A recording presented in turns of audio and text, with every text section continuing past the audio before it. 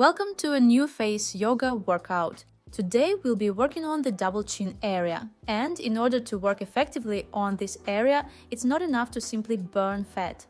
Several factors affect the appearance of this area: the position of your head and neck, your posture, tension in the chewing muscles, the submental area, and puffiness. So today we'll walk through all of these areas step by step. You may already feel after the first workout that your neck and lower face are more relaxed, and that the area under your chin looks more lifted and defined. And if you do this workout 4 times a week, within 2 weeks you may start to notice a more defined and toned lower face contour. Alright, let's begin. Let's start with shoulder circles. First, move them backward. Try to perform the exercise slowly and gently. Feel how your shoulder blades are moving and how your chest opens up. Really try to feel all of this in your body. The more mindfully you perform each exercise, the more effective your work will be. Bring your attention and your brain into the process. Let this be your main activity for the duration of the workout. Throughout all of the exercises, try to sit upright, reach the crown of your head upward, and pay attention to the curve in your lower back. Using your knuckles, massage from the center of your chest toward your armpits. Try to work only along the ribs without touching the breast area or the breasts themselves. The pressure should be moderate and should not cause additional discomfort. It may feel a little tender. That's normal. The muscles here are often tight because of rounded posture. Also, try to relax your face. Don't clench your teeth, relax your lips, and don't frown. In the beginning, this may sound too difficult, keeping track of everything while also doing the exercise. Gradually, you'll get faster and faster at noticing and correcting these things. There's no need to control everything at once. For now, you just need to learn to pay attention to it. Next, we're going to alternate reaching one hand toward the other behind your back. If your hands don't reach each other, that's completely fine. Just perform the movement and gradually try to reach a little farther.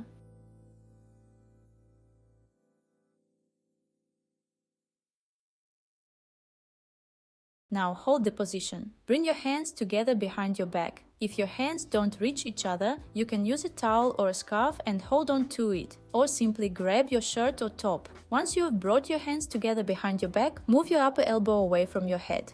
Breathe deeply, open your chest and reach the crown of your head upward. Stay in this position for a while, then gently and slowly, without any sudden movements, switch your arms. Don't forget to move your elbow away from your head.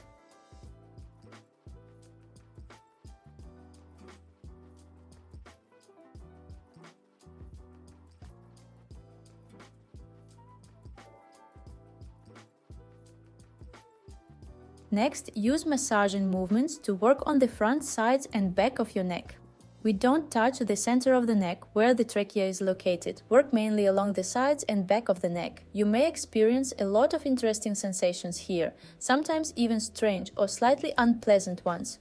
Try to massage the whole area thoroughly, at least the sides of the neck. You don't have to go deeply into the back of the neck yet. Avoid using strong pressure. Everything should be gentle, with no more than about 40% pressure.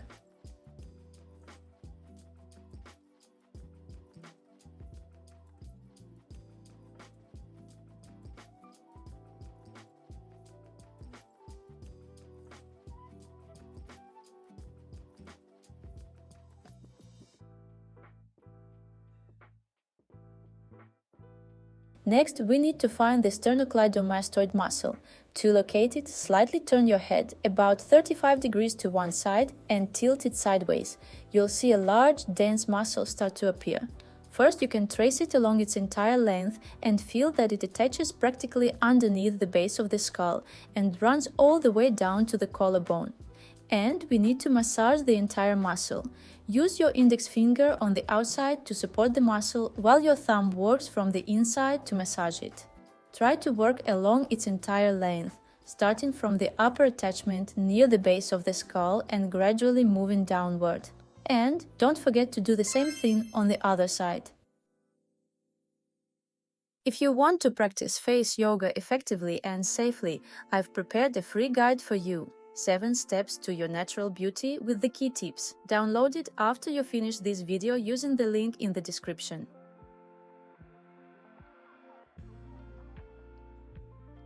We relaxed the neck a little, and now we're going to move on to strengthening it. Place your hand against your temple. Sit upright and press your head into your hand while your hand provides resistance. You don't need to press very hard in this exercise either, about 30–40% of your maximum effort.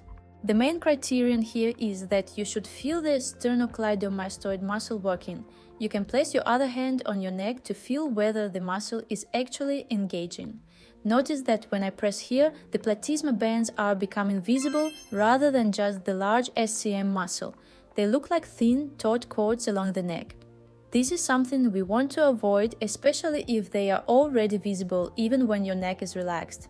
I don't have the option to use a mirror while I'm recording, and sometimes this can lead to unnecessary tension that is even difficult for me to feel. Then tilt your head in the opposite direction and gently massage and rub the side of your neck with downward movements, the area we just activated. You can rub from bottom to top or make small circular movements on specific spots, whatever feels comfortable for you.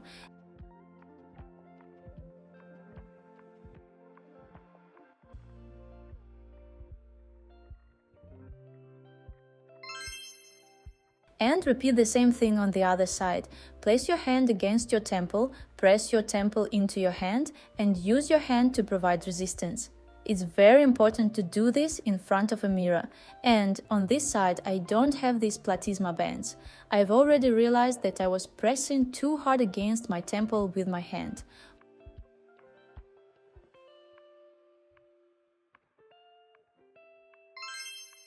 Hold for another 10 seconds.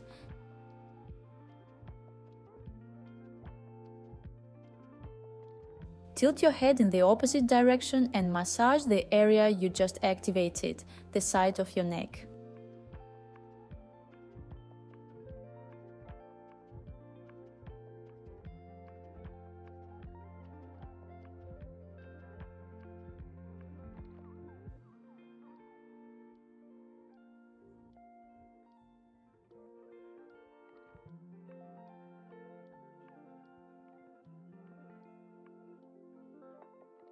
Place your hands on the back of your head, lower your shoulders, and press the back of your head into your hands while your hands provide resistance.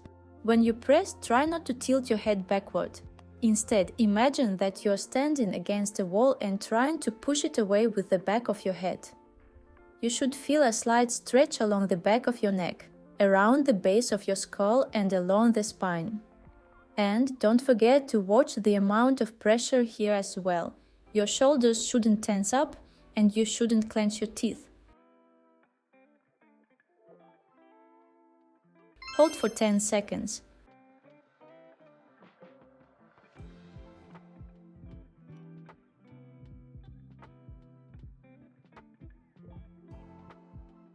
Then tilt your head forward to relax and stretch this area.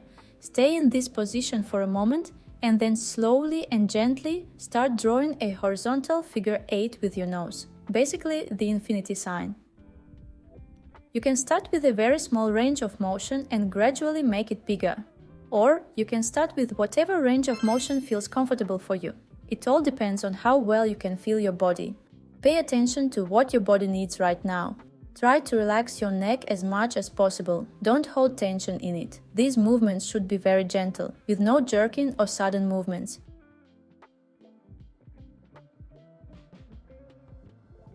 And slowly and gently lift your head back up. Place your fists underneath your chin. Press your head, your chin into your hands, while your hands provide resistance. You should again feel tension in the front of your neck, in these large muscles along the sides. You can place your thumbs on your neck to feel the muscles better. As soon as you feel your neck muscles at the back of your head, your shoulders, or anything else starting to tense up, reduce the amount of pressure. If you enjoyed this workout, please give the video a like and subscribe to the channel. It really helps YouTube recommend this video to more people and helps us grow the channel. Hold for another 10 seconds.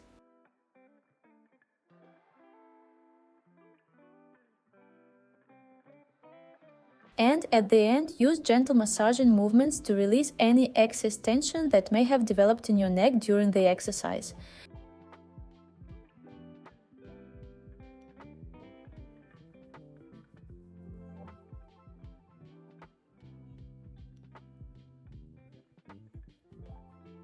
Place the backs of your hands against the back of your head.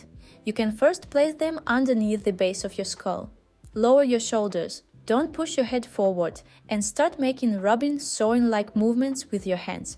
When you're working on the back of your head, it doesn't really matter exactly where you massage. You can work underneath the base of the skull, above it, or directly on it. When you move down onto the neck, it's very important not to touch the spine under any circumstances.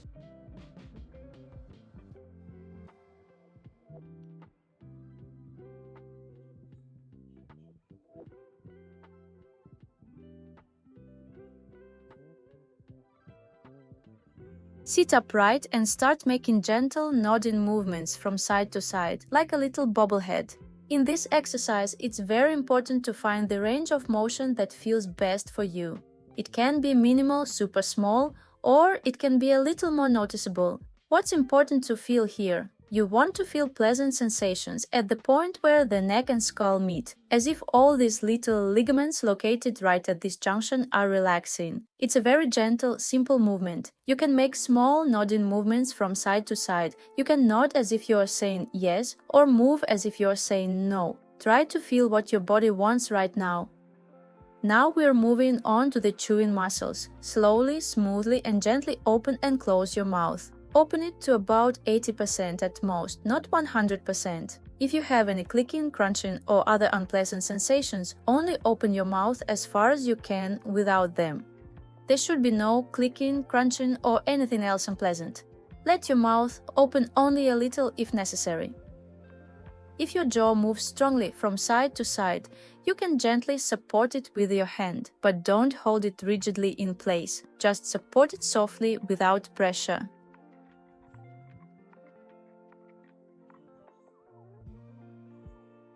Next, we're going to find the chewing muscle. Place your fingers underneath the cheekbone closer to the ear. To make sure you're actually on the chewing muscle, you should feel dense tissue underneath your fingers. You shouldn't feel your teeth or gums, only the density of the muscle. Place your fingers there, lower your shoulders, reach the crown of your head upward, and keep your mouth slightly open. Just let your jaw hang. Gently press your fingers into the chewing muscle, literally about 10%, as if you're sinking slightly into the muscle. Then slowly and gradually let your fingers slide downward with a gentle pressure toward the angle of the lower jaw. When you reach the angle, stop and make some additional sewing or kneading movements underneath the angle. You can tilt your head slightly backward, just a little, specifically while working around the angle of the jaw. If you really don't like this particular technique for working with the chewing muscle, there are other options. You can use your knuckle to massage it point by point, but for that I recommend watching another video of mine dedicated specifically to this muscle. There are several different techniques there.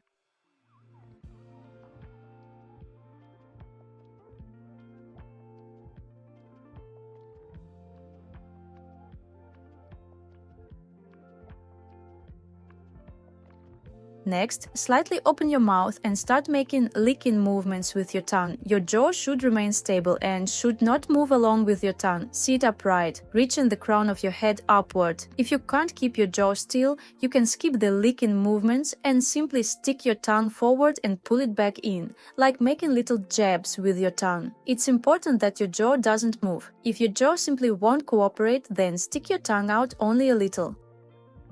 Next, keep your mouth slightly open and make circular movements with your tongue, first in one direction, then in the other. If your jaw moves a lot, you can support it with your hands, and you don't have to stick your tongue out very far, just a little bit, if that makes it easier to control your jaw. The main thing is to keep your jaw more or less stable as much as you can. Next, use your tongue to draw vertical lines inside your cheek, followed by horizontal lines. Support your cheek from the outside with your hand so that the skin doesn't stretch. If you feel that this is very easy for you, you can apply a little resistance to the tongue with your hand. Try to make sure your jaw doesn't shift to the side or move at all. That's why it's important to do this exercise in front of a mirror. I find it quite difficult to control everything without one during this exercise. Also, try not to clench your chin or lower lip. That can be quite difficult to control as well. If your chin still keeps tightening, you can place your hand on it and gently hold the tissues in place.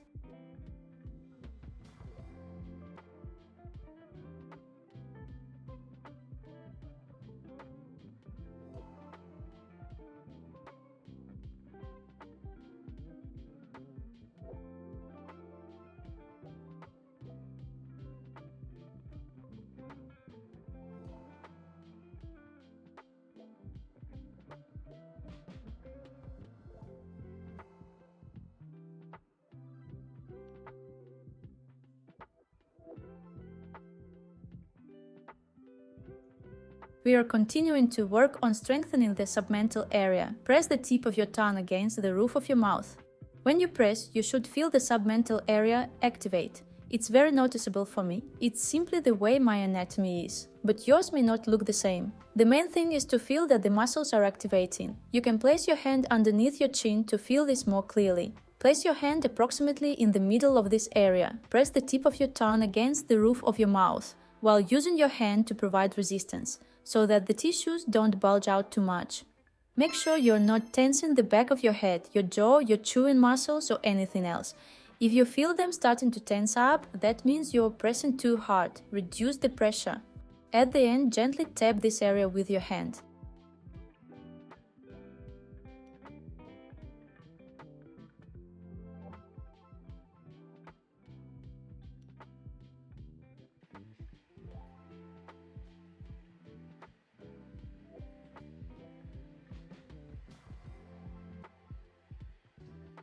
Next, place your knuckles underneath the bone of your lower jaw. With very light pressure, move your fingers outward, tracing the line underneath the jawbone. Reach the angle of the lower jaw and then move down along the neck. The pressure should be very light, about 10%. At the same time, try to breathe deeply as much as you comfortably can. This is a lymphatic drainage movement, and it's also important when working with the double chin area.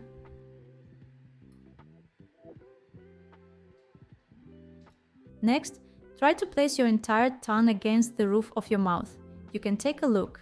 If you slightly open your mouth, you'll be able to see the frenulum, like mine. You want to glide your tongue across the entire roof of your mouth. Gradually, your tongue moves deeper toward the throat, and at some point it simply won't be able to go any farther. It will naturally release. You'll most likely hear a clicking sound as well. It's not required, but you'll probably hear some kind of sound. There may be quite a few different and unusual sounds. That's completely fine. Now try to attach your tongue to the roof of your mouth, keep it there, and hold this position statically for a while. Ideally, apply a little pressure with your tongue against the roof of your mouth, as if you were trying to gently push your upper jaw slightly forward. You can either maintain constant pressure or make gentle pulsing presses. If this position makes it very difficult or uncomfortable for you to breathe, you can skip this variation and continue with the clicking movements instead.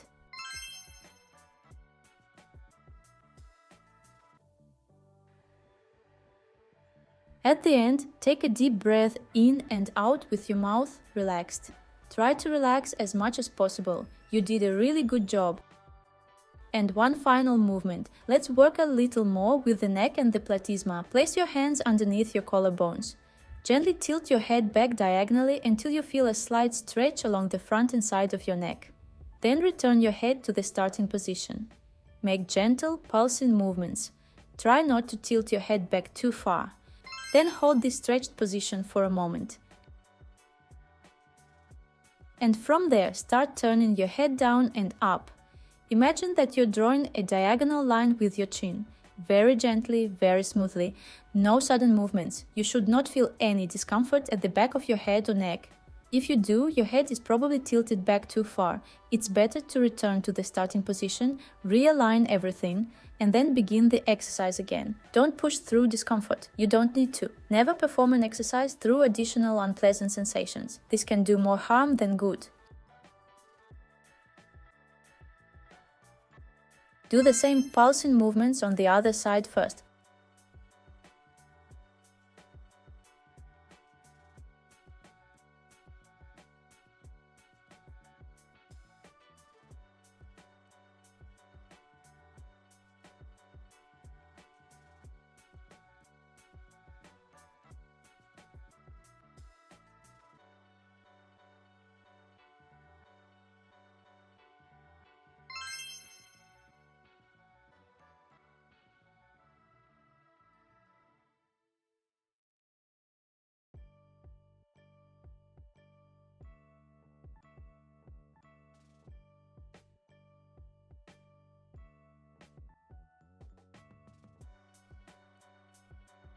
I hope you enjoyed this workout and found it helpful. If you did, give this video a like and subscribe to the channel for more face yoga workouts. And if you'd like to support my work, you can also become a channel member. It's simply a way to support the channel and help me create more videos like this. And if you want to make face yoga your new healthy habit, download my free guide 7 Steps to Your Natural Beauty using the link below. Inside, I share how often to practice, how to do the exercises correctly and safely, and the most important tips from 8 years of personal practice and 6 years of teaching. Thank you for being here, and I'll see you in the next workout.